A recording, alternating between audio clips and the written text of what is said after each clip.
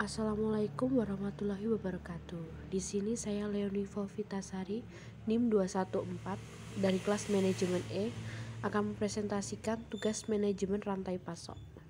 Terdapat ada 5 materi yang akan saya jelaskan. Yang pertama yaitu implikasi strategi SCM, yang kedua kemitraan dalam bisnis, yang ketiga peran teknologi informasi, yang keempat metode transportasi, yang kelima S1 terpadu dan kolaborasi teknologi informasi. Yang pertama yaitu ada implikasi strategi SCM yang akan saya jelaskan di sini. Yang pertama yaitu implikasi secara umum menyangkut arus barang baku sampai barang jadi yang diterima oleh konsumen. Yang kedua, implikasi manajemen mutu menyesuaikan dengan kebutuhan dan keinginan pelanggan. Yang ketiga, implikasi arus barang diperlukan agar keinginan pelanggan dapat dipenuhi pada tingkat kebutuhan. Yang keempat, implikasi terhadap organisasi berkaitan dengan komunikasi harus dilakukan secara transparan, terbuka, dan spontan. Yang kelima, implikasi terhadap biaya dan nilai tambah bertujuan ekonomis perusahaan adalah otakan nilai agar dapat digunakan untuk menambah motivasi. Yang keenam, implikasi terhadap manajemen hubungan dengan pemasok. Yang ketujuh, implikasi pendekatan total usaha. Yang kedua yaitu kemitraan dalam bisnis. A. Konsep kemitraan. Yang pertama, kemitraan bertujuan membangun hubungan baik dengan pemasok. Yang kedua, mitra harus memikul investasi, keuntungan, dan biaya ekstra yang mungkin timbul bersama. Yang ketiga, supplier harus memiliki info dan berkesinambungan dengan supplier lain mengenai produk di masa yang akan datang. Yang B, prinsip kemitraan.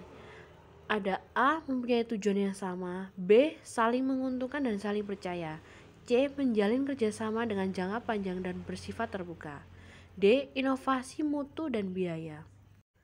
C. Tantangan dalam kemitraan. Yang pertama, dari dalam organisasi perusahaan. Yang kedua, dari apa yang sudah dilaksanakan. Yang ketiga, berkembang ke arah hulur atau hilir. Yang ketiga, peran teknologi informasi. Perspektif teknis, fungsi penciptaan. Teknologi informasi menjadi medium mengubah fakta kejadian sehari-hari ke dalam format data kuantitatif.